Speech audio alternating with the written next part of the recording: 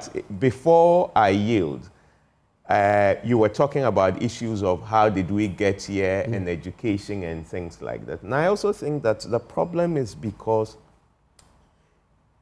we have just over-medicalized too many things. I don't think that NCD is a medical problem.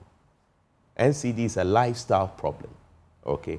And so, for instance, when we're having policy discussion, the policy discussion should be looked at from a holistic perspective.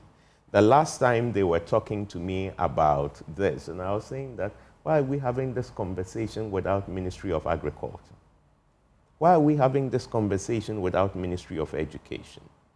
Because if you look at this, it's basically the Ministry of Health only comes in when things are bad. But if we want to prevent this, Ministry of Education has a role to play in terms of education.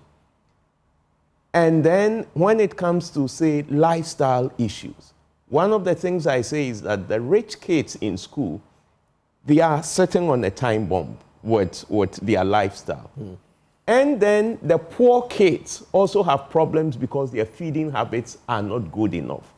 I was the last time talking about the issues of how malnutrition can actually condition your body systems for you to become susceptible to NCDs. And so kids in school at the moment who don't get better nutrition, there is a way that the body can adjust to that situation such that by the time they are 30, they are predisposed. And I say this based on this study which was done after the Second World War in looking at kids that were born during the war and kids that were born after the war. And they were followed for several years. And they realized that kids that were born during the war were more predisposed to NCDs because the body systems had to adjust to deprivation.